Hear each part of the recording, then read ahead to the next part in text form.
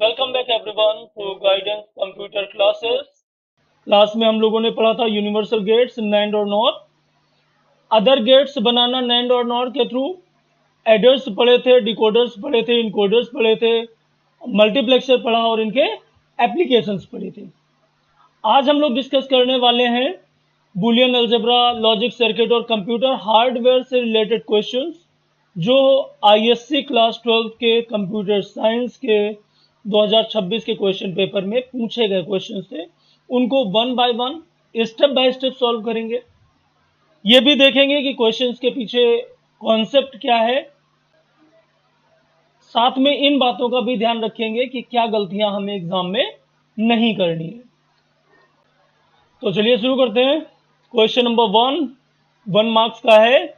ये MCQ multiple choice question है। क्या क्वेश्चन में कह रहे हैं? According to the principle of duality. Principle of duality हम लोग पढ़ चुके हैं।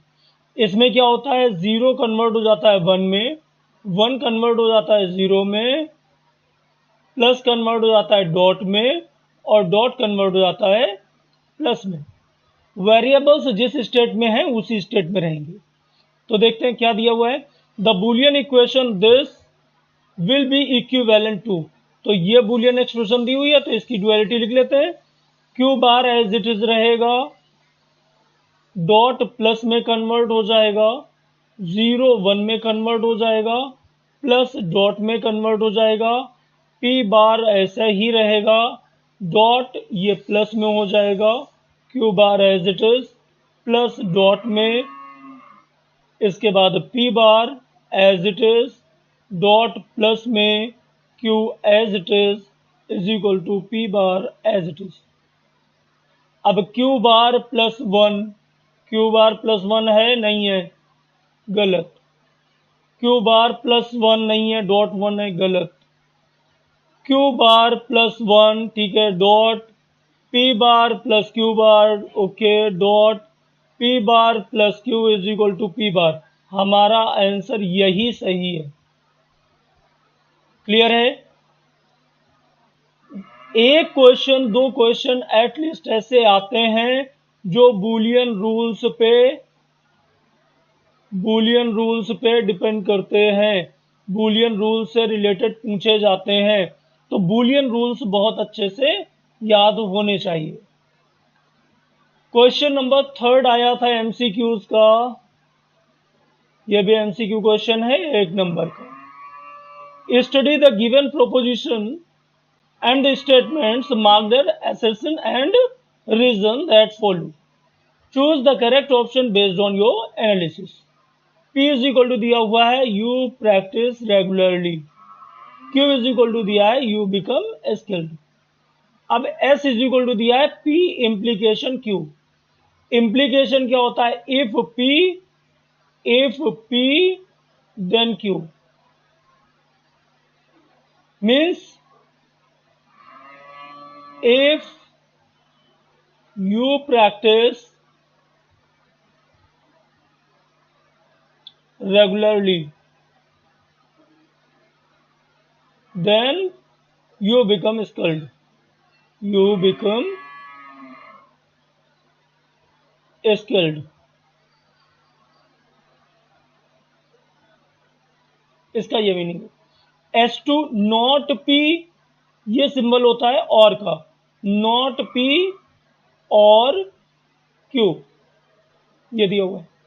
असर्शन क्या दिया हुआ है? S1 and S2 are logically equivalent. देख लेते हैं जरा।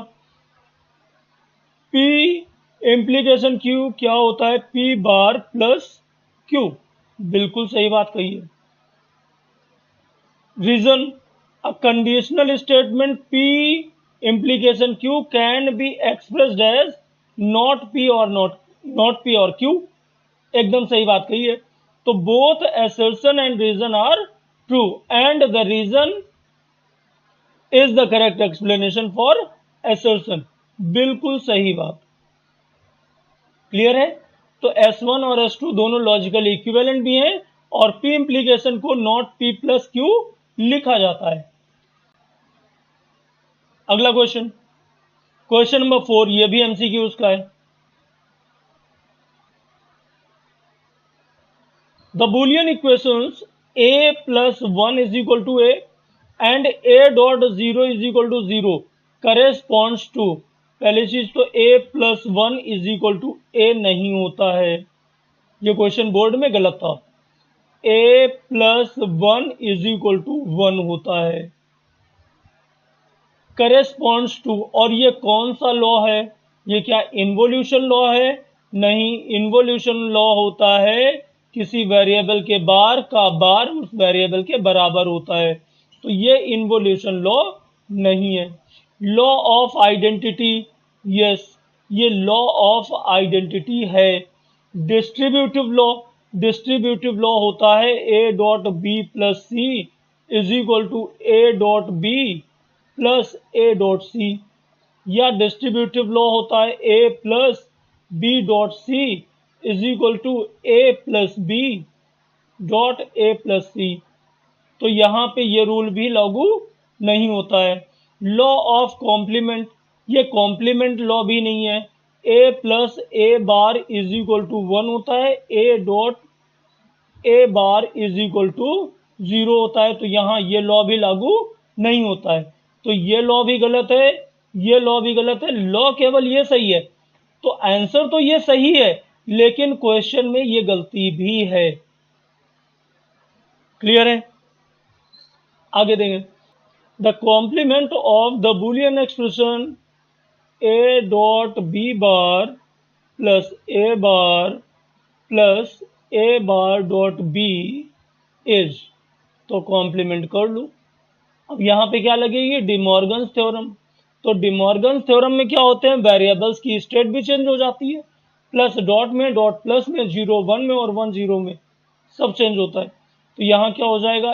a bar plus b dot a dot a plus b बार, ये इसकी स्टेट चेंज, डॉट प्लस में चेंज, इसकी स्टेट चेंज, प्लस डॉट में चेंज, इसकी स्टेट चेंज, प्लस डॉट में चेंज, इसकी स्टेट चेंज, डॉट प्लस में चेंज, इसकी state change.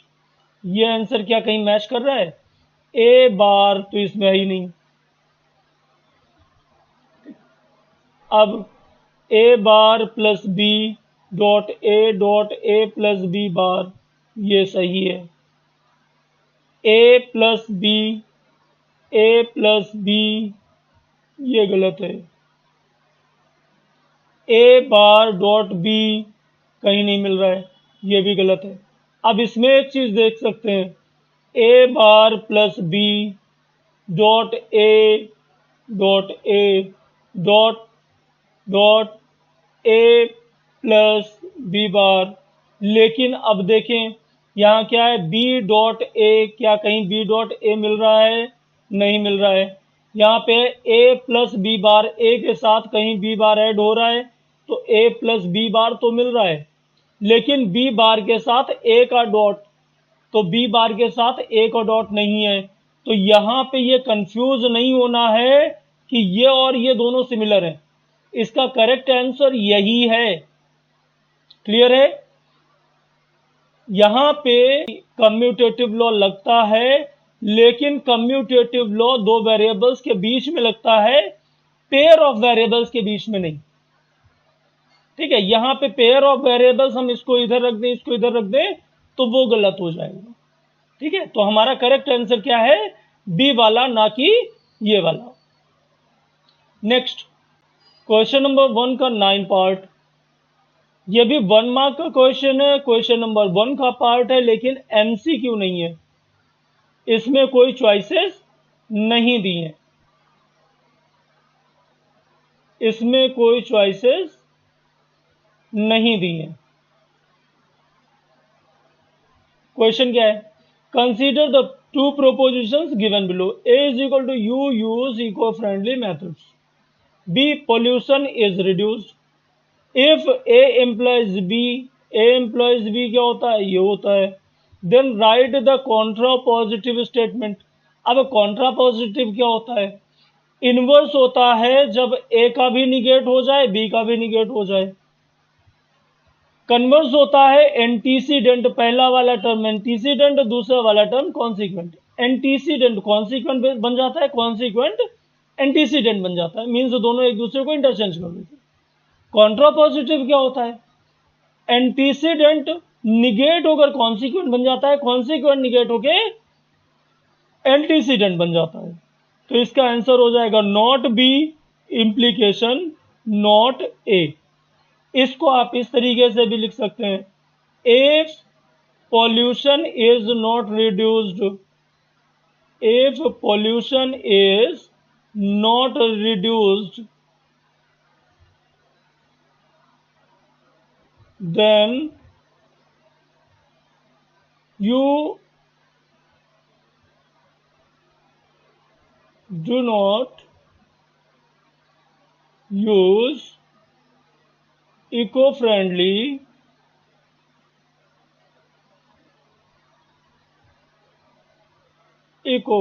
Methods.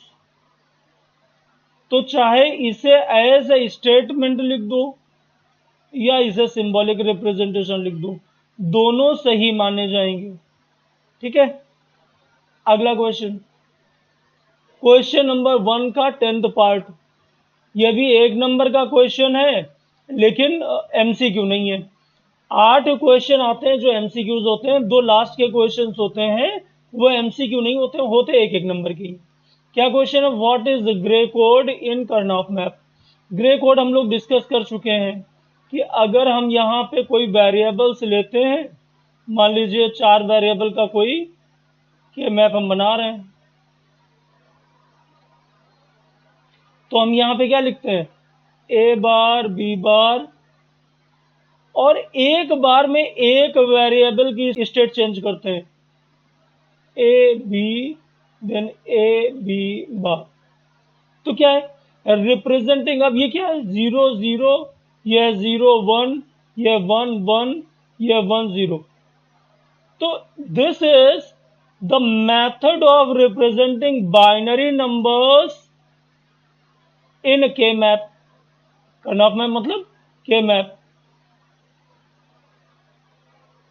It is representing the binary numbers in K-map in which one bit can change at a time in adjacent rows or adjacent columns। एक बार में केवल एक ही bit change होगी, ये 0 और 0 हैं दोनों बिट, तो एक बार में ये चेंज हो गई, फिर अगली बार ये यही रही, ये चेंज हो गई, फिर अगली बार ये यही रही, ये चेंज हो गई। तो एक बार में क्या हो रहा है? केवल एक बिट चेंज हो रही है। या क्या कह सकते हैं? In K map the state of variables can change 1 at time.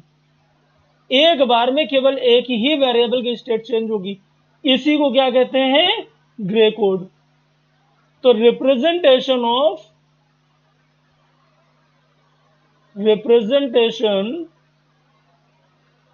Of binary numbers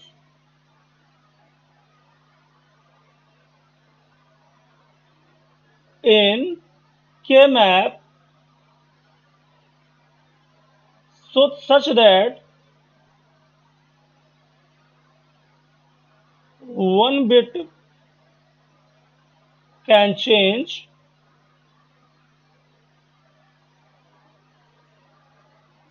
at a time is known as grey code. ये जो रिप्रेजेंटेशन है ये ग्रे कोड कहलाता है। ठीक है, ये से रिप्रेजेंटेशन को ग्रे कोड कहते हैं। क्वेश्चन नंबर 3 फर्स्ट का A part, what is decoder. 1 number का क्वेश्चन है, सिर्फ डिकोडर की डेफिनेशन लिखनी है। डिकोडर क्या है? डिकोडर जो डिकोड करे। एग्जाम्पल याद रखें, मान लीजिए कि हमारी जो इंटेलिजेंस एजेंसी है वो किसी टेररिस्ट के पास से कोई पेपर पाती है। अब उस पेपर में कुछ इंफॉर्मेशन लिखी हुई है, वो इंफॉर्मेशन सिंपल लैंग्वेज में नहीं लिखी हुई है, तो कोई कोड इनकोडिंग भाषा में लिखी हुई है, कोई कोडिंग भाषा में लिखी हुई है, तो उसको हम क्या करते हैं? डिकोड करते हैं, अपनी ओरिजिनल फॉर्म में लाने के लिए क्या करते हैं? डिकोड करते हैं। तो जो सिंबॉलिक फॉर्म में है उसे ओरिजिनल फॉर्म में लाने के लिए हम क्या करते हैं, डिकोड करते हैं। ठीक, तो अब डिकोडर क्या होता है? Decoder, it is a device, it is a device that converts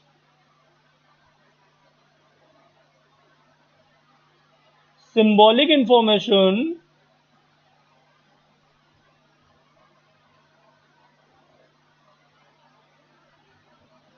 to original form, original form. थोड़ा डिटेल देख लेते हैं। हमारा कंप्यूटर क्या है? एक मशीन, और क्या समझता है? 0 और 1। अब इस कंप्यूटर के अंदर जो भी इंफॉर्मेशन है वो 0001 0001 0010111110, इस तरीके से कोई इंफॉर्मेशन लिखी होगी। अब ये क्या हम पढ़ सकते हैं? क्या नहीं पढ़ सकते। हम क्या समझते हैं? डेसिमल या ह्यूमन लैंग्वेज, या ह्यूमन लैंग्वेज। तो हमें इस इंफॉर्मेशन को समझने के लिए इसको क्या करना पड़ेगा? डिकोड करना पड़ेगा। तो ये डिकोड करने का काम कौन करेगा? डिकोडर। ठीक है, तो एक, अब ये इंफॉर्मेशन किसी सॉफ्टवेयर से भी हमें मिल सकती है, किसी हार्डवेयर से भी हमें मिल सकती है, दोनों से मिल सकती है ना। तो डिकोडर एक सॉफ्टवेयर भी हो सकता है, डिकोडर एक हार्डवेयर भी हो सकता है। ठीक है, तो अब डेफिनेशन को और रिफाइन कर सकते हैं। हालांकि आप बोर्ड एग्जाम में डेफिनेशन लिखोगे, इट इज ओके, लेकिन और रिफाइन कर सकते हैं क्या, कि decoder is a hardware device और a software that converts symbolic information to original form. ठीक है, या binary to another form. Binary information को किसी दूसरे फॉर्म में लेने के लिए भी हम डिकोडर का ही यूज करते हैं। क्लियर है? एक नंबर का क्वेश्चन है, ये डेफिनेशन सफिशिएंट है। चलिए question number third, B part of first, पहले क्वेश्चन का बी पार्ट। 3 मार्क्स का क्वेश्चन है। क्या है? Draw the logic gate diagram for decoding the binary numbers this and this to hexadecimal. Hexadecimal के एक डिजिट को रिप्रेजेंट करने के लिए बाइनरी की 4 डिजिट्स रिक्वायर्ड होती हैं, या ये कह सकते हैं कि बाइनरी की 4 डिजिट का ग्रुप हेक्साडेसिमल की एक डिजिट को रिप्रेजेंट करता है। ठीक है, तो बनाते हैं डायग्राम।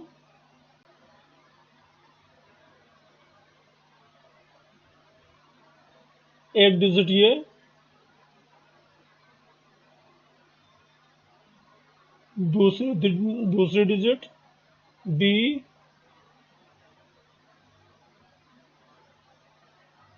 तीसरी डिजिट सी, और चौथी डिजिट डी। मान लेते हैं कि ये 4 डिजिट हैं, ए, बी, सी और डी। अब इनमें से कोई भी डिजिट 0 हो सकती है, कोई भी 1 हो सकती है। तो ये 1 1 वाली अगर मान लेते हैं तो 0 वाली कौन सी होगी?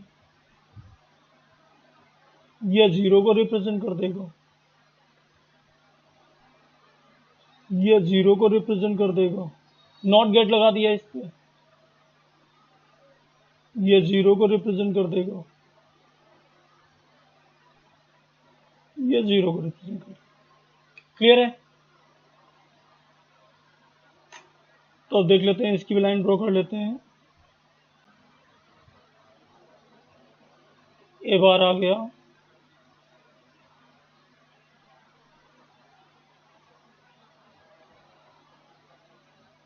ये बी बार आ गया,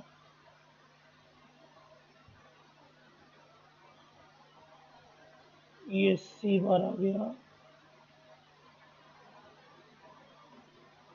और ये डी बार आ गया।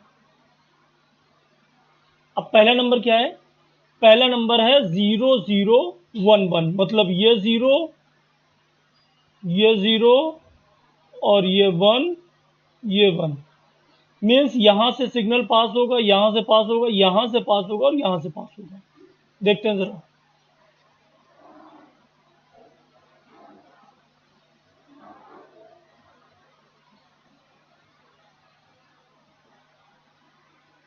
एक सिग्नल यहां से पास होगा, दूसरा signal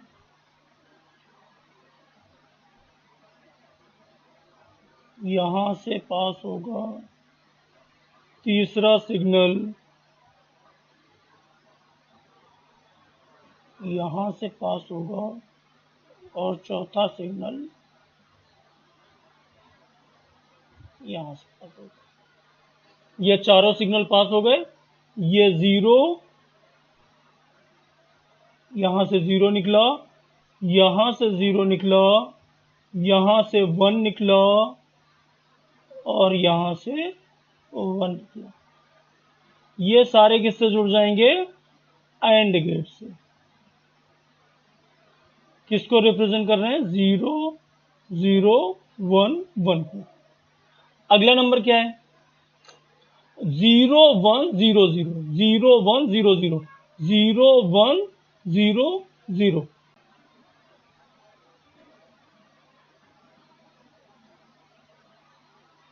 zero then one, B से वन निकलेगा,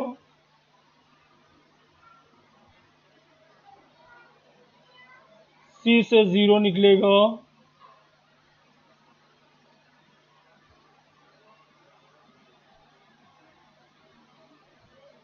और डी से जीरो निकलेगा।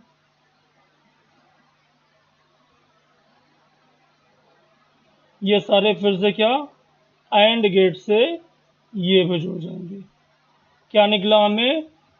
0 1 0 0।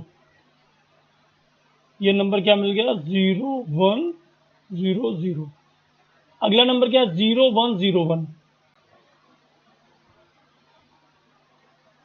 0 देन 1 0 1 0 1।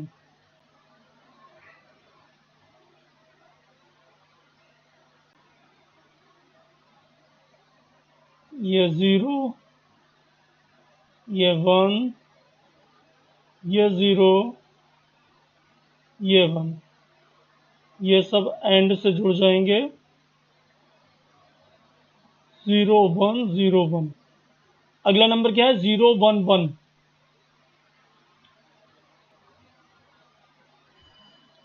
0 1 1 1। 1 यहां से निकलेगा,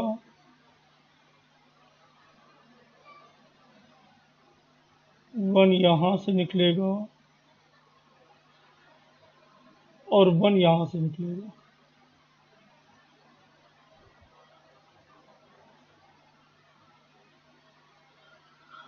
ये क्या हो गया? 0 1 1 1। ये 0, ये 1, ये 1 और ये 1। ये नंबर भी हो गया। अब अगला क्या है? 1 0 1 1। मीन्स यहां से 1 निकलेगा, यहां से 1 निकला, फिर 0 यहां से निकलेगा,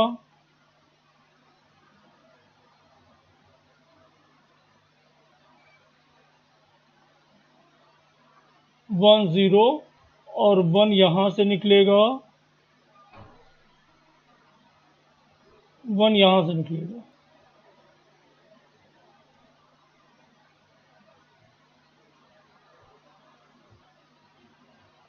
ये क्या इंफॉर्मेशन आई? 1 0 1 1 1 0 1 1। ये इंफॉर्मेशन आ गई। अब अगली लास्ट क्या है? 1 1 1 0। तो 1 कहां से निकलेगा? 1 देन यहां से भी 1, देन यहां से भी 1 और लास्ट वाले से 0। ये भी चारों एंड गेट से जुड़ जाएंगे।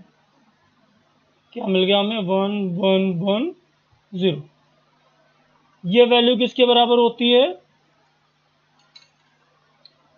ये वैल्यू बराबर होती है C के, ये वैल्यू बराबर होती है 4 के, ये वैल्यू 5, ये 7, ये B, ये वैल्यू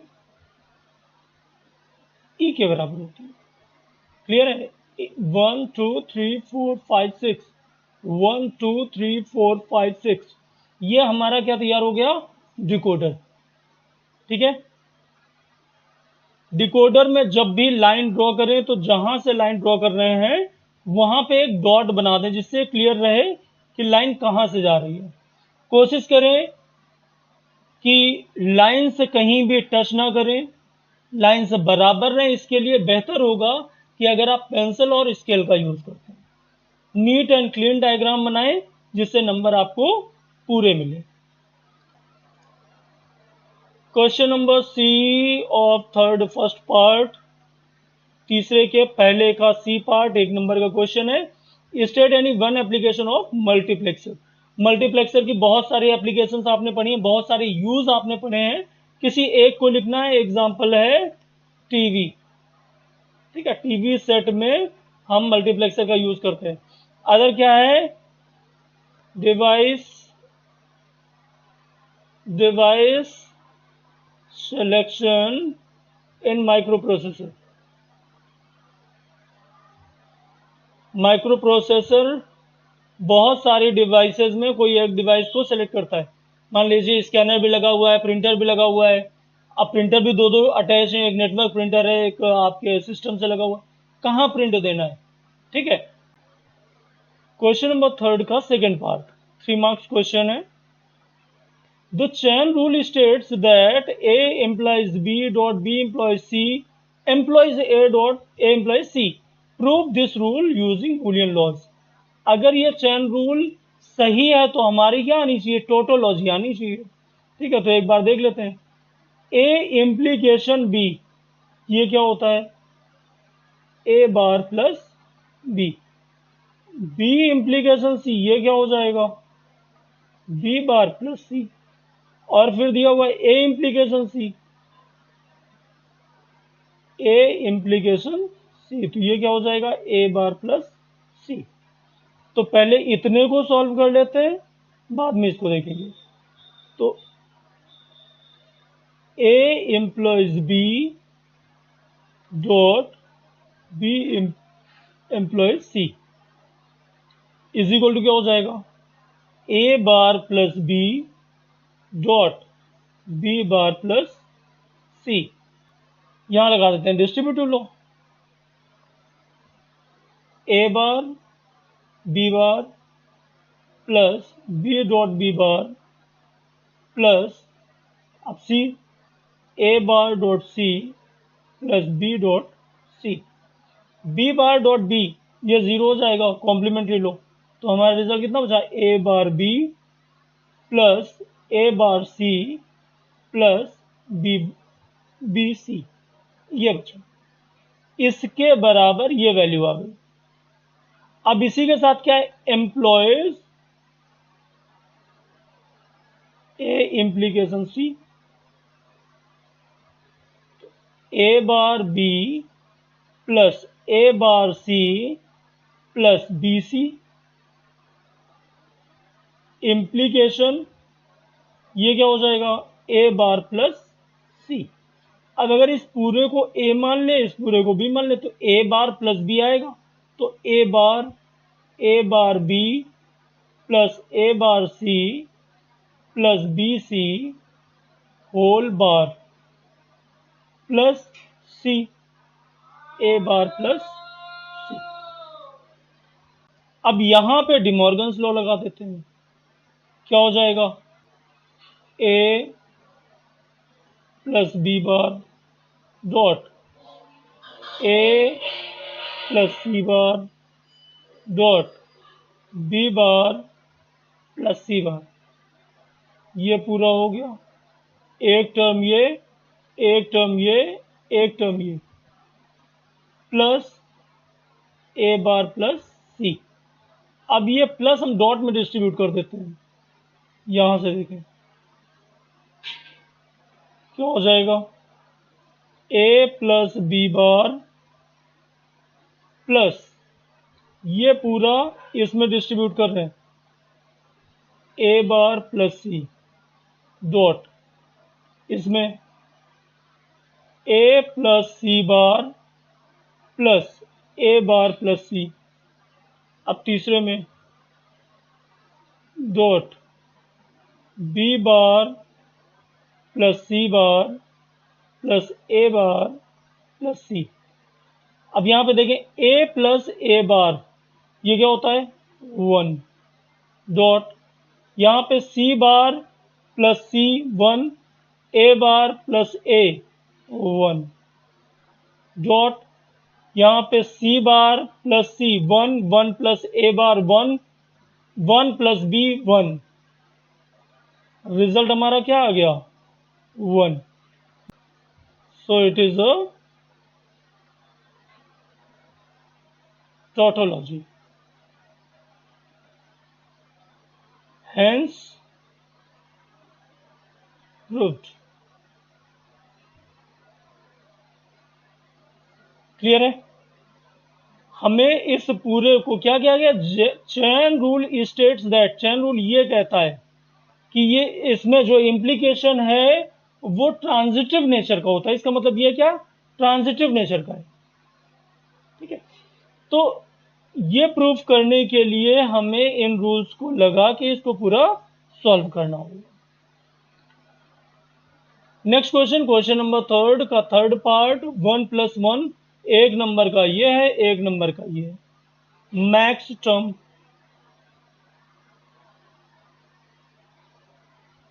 ए क्या है मैक्स टर्म?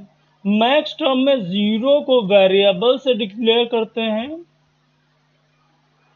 और 1 को बार्ड वेरिएबल से।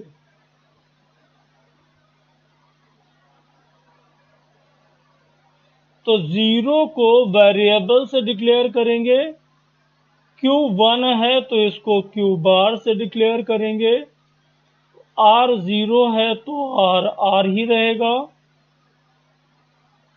प्लस एस 0 है तो एस एस ही रहेगा। मिन टर्म,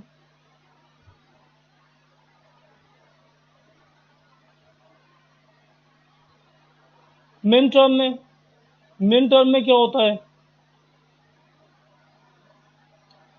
0 को बार्ड वेरिएबल से और 1 को नॉन बार्ड वेरिएबल से या वेरिएबल से रिप्रेजेंट करते हैं। ठीक है, तो P 0 है तो क्या हो गया P बार डॉट Q 1 है तो Q हो गया डॉट R 0 है तो R बार हो गया डॉट S 0 है तो S बार हो गया। ये आंसर हो गया। ठीक है, एक एक नंबर का है। Question number 4 first part 5 mark question. इस टाइप का क्वेश्चन हम पहले भी कर चुके हैं। क्या कह रहे हैं, according to the ancient laws of Valley of Peace a candidate can become the dragon warrior only if they satisfy any one of the following conditions. What are the conditions? The candidate belongs to the panda clan and has been trained for more than 5 years under the grandmaster. Second condition, the candidate possesses the secret chai power but does not belong to the panda clan. Third, the candidate is recommended by the grandmaster but neither belongs to the panda clan nor has been trained for more than 5 years. ये 3 conditions दी हुई हैं, इन तीनों में से कोई एक satisfy करेगा वो ड्रैगन वॉरियर बनेगा। टेबल दी है, inputs are C belongs to Panda clan, T trained for more than 5 years, P possesses secret chai power, are recommended by the Grandmaster. In all the above cases, 1 indicates yes and 0 indicates no. Output X denotes eligibility to become the dragon warrior. 1 is equal to eligible and 0 is equal to not eligible. Draw the truth table. इस सब के लिए truth table बनानी है for the inputs and outputs given above. Write the SOP expression for X, C, T, P, R. तो question करते हैं, पहले देख लेते हैं इन वेरिएबल्स की वैल्यूज हमें कब कब क्या क्या मिलने वाली हैं। तो हम यहाँ पे हम लिख देते हैं हमारी वेरिएबल्स हैं C, T, P और R। यही वेरिएबल्स हैं C, T, P, R, बिल्कुल सही। तो अब इनकी वैल्यूज क्या हैं? C है पैंडा क्लान के लिए, पैंडा क्लान। T है ट्रेंड, ये ट्रेंड है। P पॉजेस सीक्रेट चाय पावर, और R रिकमेंडेशन है यहाँ पे। ठीक है, पहली कंडीशन क्या कहती है? The candidate belong to panda clan, panda clan को बिलोंग कर रहा है। अगला, and has been trained for more than 5 years under the grand master. More than 5 years के लिए ट्रेनिंग मिली है। ना तो इसके पास शाही पावर वाली बात कही गई, ना रिकमेंडेशन की बात कही गई, इन दोनों को डैश कर देते हैं। अगली कंडीशन क्या है? The candidate possesses the secret शाही power but does not belong to panda clan. Secret शाही पावर है लेकिन पांडा क्लैन को बिलोंग नहीं करता है। सीक्रेट शाही पावर है but does not belong to panda clan. इन दोनों की बात नहीं कही गई। Next, the candidate is recommended by grand master, but neither belong to panda clan nor has been trained for more than 5 years। Panda clan को भी belong नहीं करता और 5 years की ट्रेनिंग भी नहीं मिली है। पैंडा क्लोन को भी नहीं बिलोंग करता, ट्रेनिंग भी नहीं मिली है और इसकी बात नहीं कही गई। बना लेते हैं, C, T, P, R। कितनी रोज बनेंगी? 16। देख लेते हैं बन जाएंगी नहीं बन जाएंगी।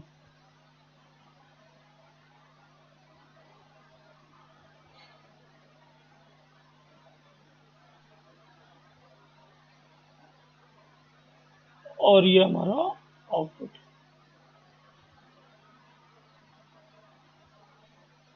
1, 2, 3, 4, 5, 6, 7, 8, 9, 10, 11, 12, 13, 14, 15, 16।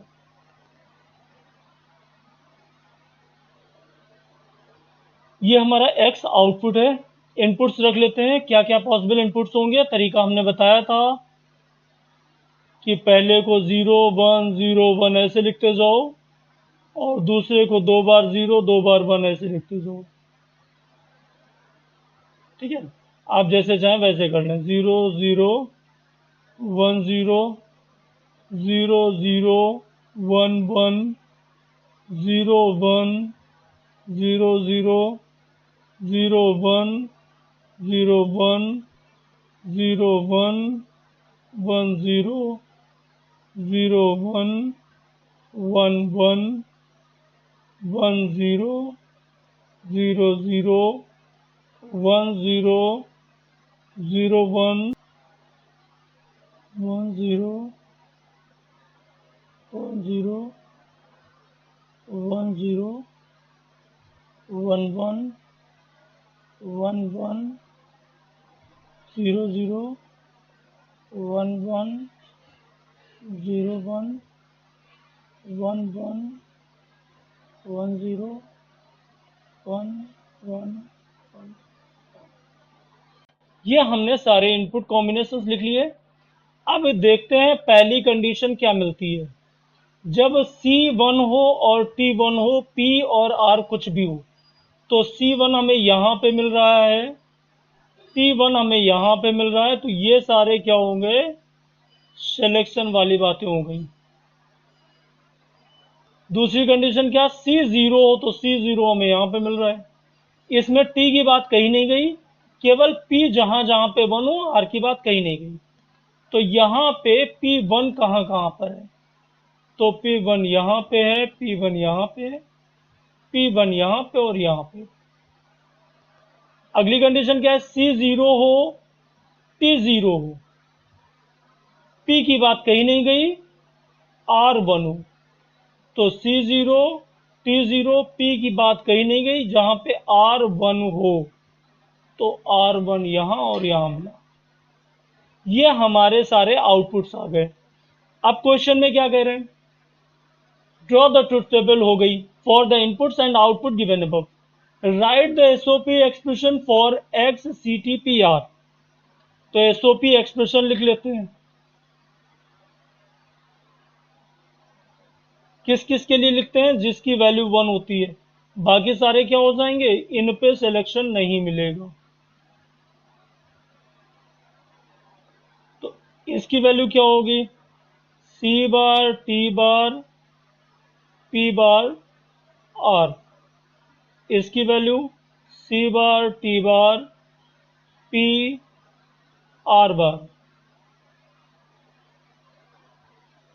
इसकी value C bar T bar P R, फिर ये C bar T P bar R, C bar T P bar R, C bar T P R bar, C bar T P R bar, then C bar T P R, then यहाँ पे C T P bar R bar, C T P bar R, C T P R bar, C T P R, इन सबको plus करके लिख देना है। तो SOP expression हमारी क्या हो जाएगी, हमारी एक्सप्रेशन हो जाएगी एफ, सॉरी एफ नहीं,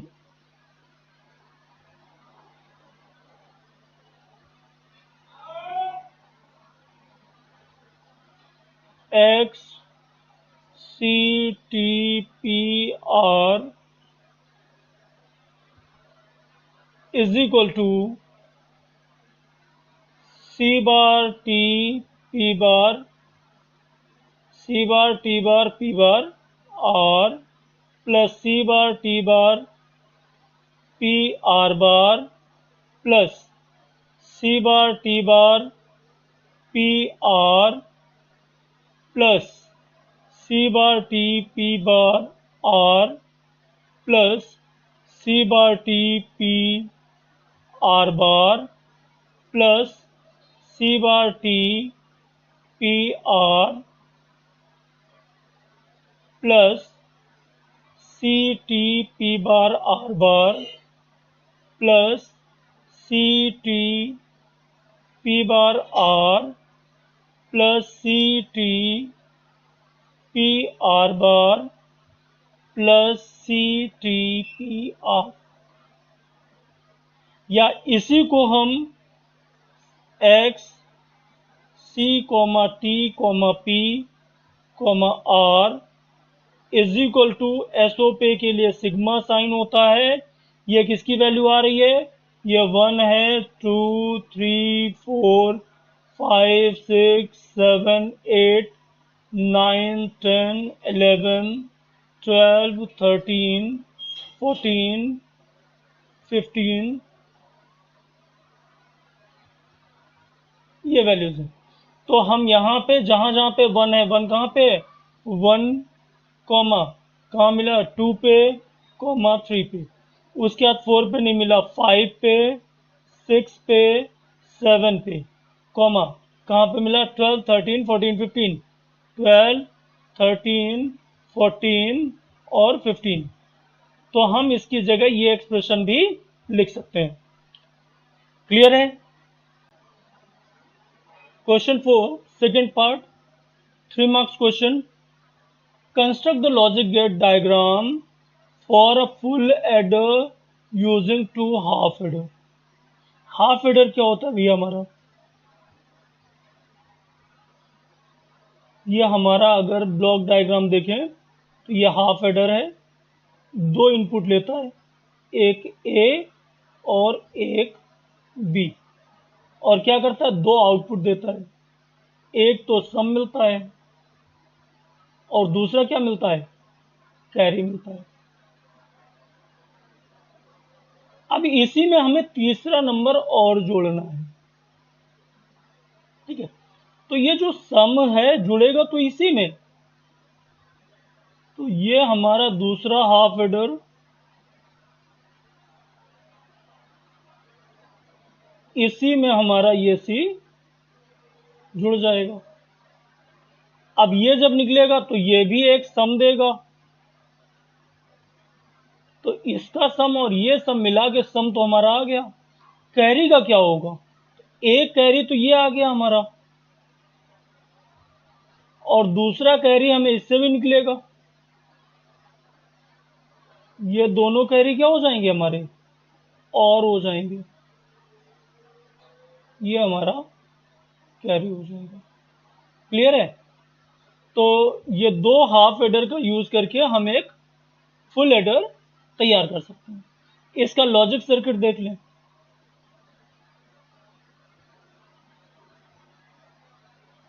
दोनों का सम हमें कहां से मिल रहा था? ए और बी 2 इनपुट हैं, तो हमें यहाँ पे ए एक्स और बी, ये तो हमें मिल रहा था सम, और कैरी क्या मिल रहा था?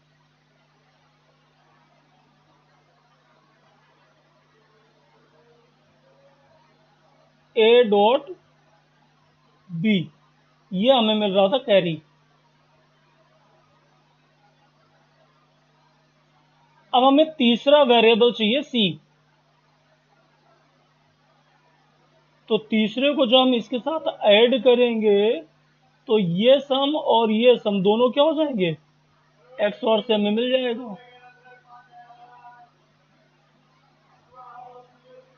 ठीक, और इन दोनों का एक कैरी भी निकलेगा, तो एक कैरी तो इसका निकलेगा, ये वाला, और दूसरा कैरी किसका निकलेगा? इसका निकलेगा। तो एक ये और इसका क्या निकलेगा? कैरी, और ये दोनों कैरी जाके क्या हो जाएंगे? और से जुड़ जाएंगे। बात समझ में आ गई? क्लियर? पहले 2 नंबर्स का सम हमें ए एक्स और बी दे रहा है, और दोनों का कैरी ये हमें ए डॉट बी दे रहा है। अब एक तीसरा वेरिएबल सी, इसके सम में जो हम इसको जोड़ देंगे तो हमें तीनों का सम मिल जाएगा। और इन तीनों का कैरी कैसे आएगा? इसका और इसका दोनों का एंड इससे कैरी आ जाएगा। जो इसका कैरी था और इसका कैरी, ये दोनों क्या हो जाएंगे? जुड़ जाएंगे कैरी से। तो ये हमारा सम आ गया और ये कैरी आ गया। आप चाहे ये गेट बनाएं, ब्लॉक डायग्राम बनाएं, या लॉजिक सर्किट बनाएं, ये दोनों ही सही हैं। Full adder using 2 half adder,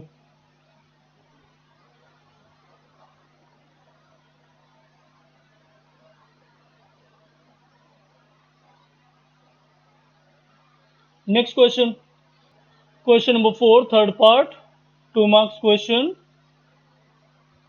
क्या कह रहे हैं? Draw a truth table to verify the following propositions is a tautology, or contradiction or contingency. How many variables? दो वेरिएबल हैं। क्या है? A and not B implies not A और B। ठीक है, तो यहां पे क्या इसका बार निकालना पड़ेगा। A implies B, इसका मतलब होता है A bar plus B। Means हमें पहले इसका बार निकालना पड़ेगा पूरे का, फिर उसको ऐड करना पड़ेगा। कितने वेरिएबल्स हैं? दो वेरिएबल्स हैं, ए और बी। ए बी, ये दो वेरिएबल्स हैं। इनपुट सिंबल्स कितने होंगे? इनपुट सिग्नल्स होंगे 4, 1, 2, 3, 4। हमें ए बार चाहिए,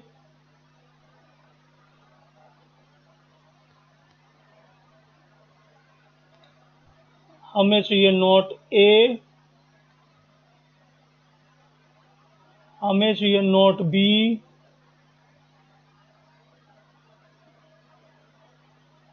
हमें चाहिए ए एंड नॉट बी, और हमें चाहिए ए एंड नॉट बी का कॉम्प्लीमेंट। फिर हमें चाहिए नॉट ए और बी, उसके बाद हमें चाहिए A and not B complement plus not A और बी। हमें इतनी चीजें चाहिए। जो रिजल्ट इस कॉलम का आएगा वही हमारा आंसर होगा। 0 0 0 1 1 0 1 1। नॉट ए क्या हो जाएगा? 1 1 0 0। नॉट बी हो जाएगा 1 0 1 0। A and not B, A and not B, इन दोनों का and 1 0 0 0 1 0। A and not B, A and not B whole bar, तो ये हो जाएगा 1 1 0 1। नॉट ए और बी, नॉट ए और बी, इन दोनों में और निकालना है, तो 1 0 1 1 0 1।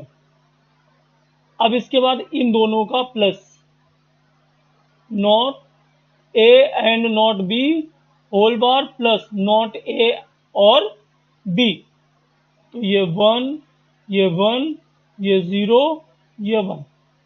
अगर आउटपुट कॉलम में सारे 1 होते हैं तो टोटोलॉजी होता है, सारे 0 होते हैं तो कॉन्टिंजेंसी होता है। लेकिन ना तो ये टोटोलॉजी है ना ये कॉन्ट्राडिक्शन है, hence it is contingency. Clear? Next question, question number 5 का A. Reduce the Boolean function A B C D pi this by using 4 variable K-map showing the various groups, that is octal, quad and pairs. B part इसी का है, draw the logic gate diagram for the reduced expression, assume that the variables and their complements are available as input. कितने variable हैं? 4 variable हैं, A B C D.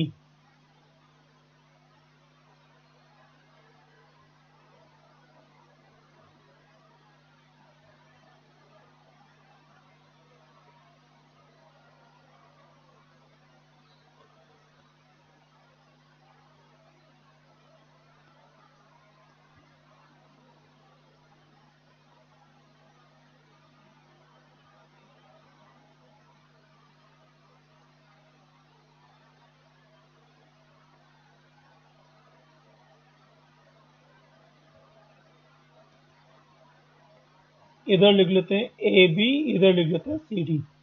यहाँ क्या दिया हुआ है? पाई। Pi means POS। तो यहाँ क्या लिखेंगे?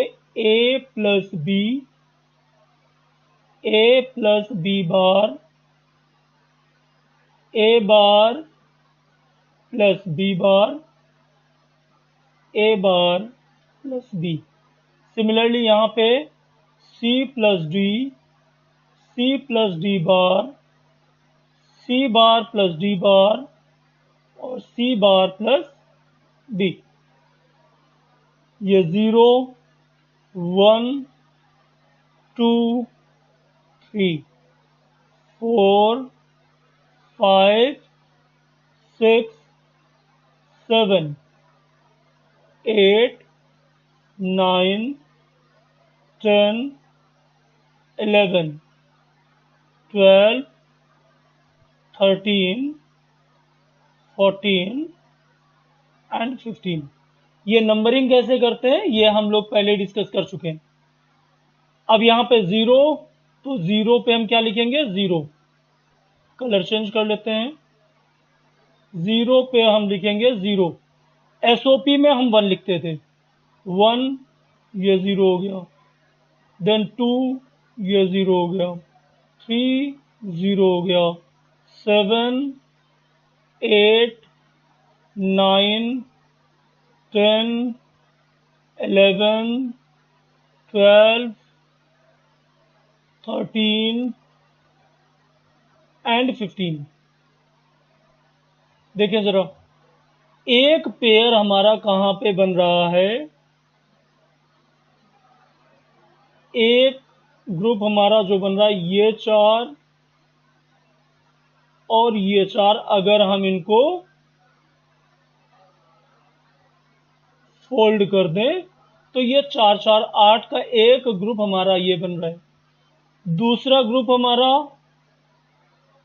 ये 4 का बन रहा है। सबसे पहले सबसे बड़ा ग्रुप बनाते हैं, ये 4 का बन रहा है। और तीसरा हमारा ये 4 का बन रहा है। ठीक, तो पहला हमारा क्या बन रहा है? ऑक्टेट। ऑक्टेट कहां बन रहा है हमारा? हमारा बन रहा है M0 plus M1 plus M2 plus M3 plus M8 plus M9 plus M10 plus M11। तो इसके बराबर वैल्यू क्या आएगी? इस रो में और इस रो में कॉमन क्या है? केवल B। और इस पूरे इन चारों कॉलम में कॉमन क्या है? कुछ नहीं। तो ऑक्टेट बी का रिजल्ट आ गया हमारा ये। अब दूसरा क्वाड, क्वाड 1, ये हमारा कहां पे बन रहा है? इस वाले कॉलम में। कहां कहां पे? M3 plus M7 plus M15 plus M11। और रिजल्ट क्या आ रहा है इसका? इसमें चारों रोज में कॉमन तो कुछ है नहीं, केवल यहीं पे कॉमन कॉमन मिला, C bar plus B bar. Quad 2, quad 2 हमारा यहां पे बन रहा है। कहां पे? M12 plus M13 plus M8 plus M9 पे। तो हमें आंसर यहां पे क्या मिलेगा? इन दोनों रोज में कॉमन ए बार प्लस इन दोनों कॉलम्स में कॉमन सी। तो हमारी जो POS एक्सप्रेशन क्या showing where is reduce the Boolean expression. तो हमारी रिड्यूस्ड बुलियन एक्सप्रेशन क्या बन गई? रिड्यूस्ड बुलियन एक्सप्रेशन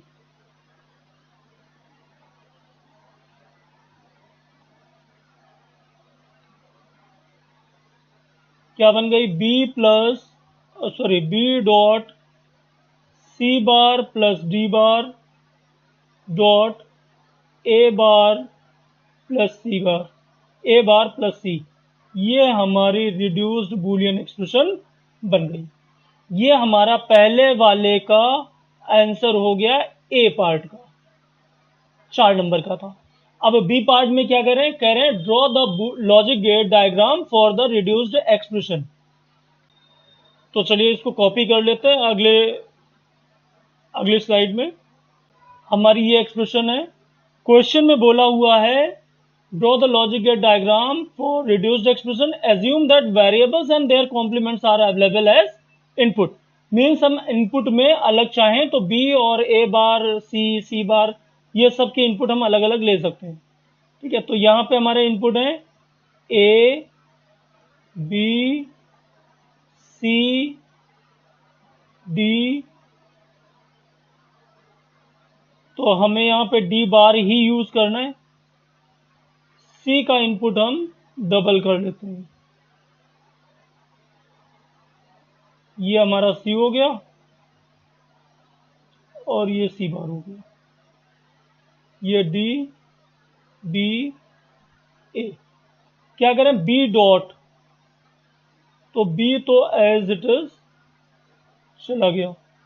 फिर सी बार प्लस डी, सी बार प्लस डी बार, तो यहां से सी बार निकला, यहां से ये डी बार हमने लिया हुआ है, ये दोनों क्या हो रहे हैं, प्लस हो रहे हैं, मीन्स और गेट लग गया। ये हमें मिल गया सी बार प्लस डी बार। आगे क्या है, ए बार प्लस सी, तो ए बार हमें यहां से इसको ए बार ही मान लो क्योंकि ए तो है नहीं। ए बार प्लस सी, तो यहां भी क्या लग जाएगा, और गेट, ये हमें मिल गया ए बार प्लस सी। और ये तीनों ही जो इनके आउटपुट्स आए हैं, ये तीनों हमारे किससे जुड़ जाएंगे, एंड से। ठीक है, डॉट है ना, तो बी, ये बी निकला, B dot C bar plus D bar dot A bar plus C, ये हमारा रिजल्ट आ गया, B dot C bar plus D bar dot A bar plus C. ये हमारा लॉजिक गेट हो गया। क्लियर है। नेक्स्ट क्वेश्चन, फिफ्थ का second part, from the logic gate diagram given below derive the Boolean expression for 1, 2 and Q, reduce the derived expression. तो जो Q की expression आएगी उसको रिड्यूस करना है। यहां पे हमें क्या मिल रहा है, A dot B dot C, यहां पे हमें क्या मिल रहा है, A dot B dot C. तो 1 का आंसर क्या आ गया, A dot B dot C. दूसरे में हमें क्या मिल रहा है, हमें ये मिल रहा है सी डॉट, यहां से क्या मिल रहा है, बी बार, ये क्या है, बी बार, ये क्या है, सी बार, ये क्या हो गया, B bar plus C bar, और इसके साथ डॉट क्या हो रहा है, ए। तो हमें दूसरी एक्सप्रेशन क्या मिल गई, A dot B bar plus C bar. Q की एक्सप्रेशन क्या मिली, ये और ये जो दूसरी वाली एक्सप्रेशन है, ये दोनों क्या हो रहे हैं, एंड हो रहे हैं। तो यहां से हमें एक्सप्रेशन क्या मिली, A B C plus A dot B bar plus C bar. अब इसको रिड्यूस करना है, चलो रिड्यूस कर लेते हैं। ए बी सी प्लस, ए को डिस्ट्रीब्यूट कर दो, A B bar plus A C bar. Question number 5 का second part, 3 marks question, from the logic gate diagram given below derive the Boolean expression for 1, 2 and Q, reduce the derived expression. चलो देखते हैं।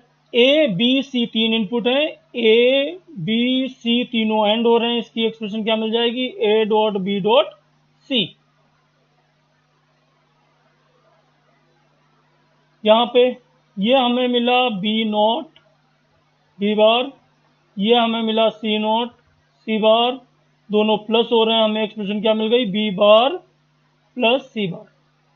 और इसके साथ में ये हमारा ए इनपुट आ रहा है, तो हमारी इसकी एक्सप्रेशन क्या हो गई, A dot B bar plus C bar.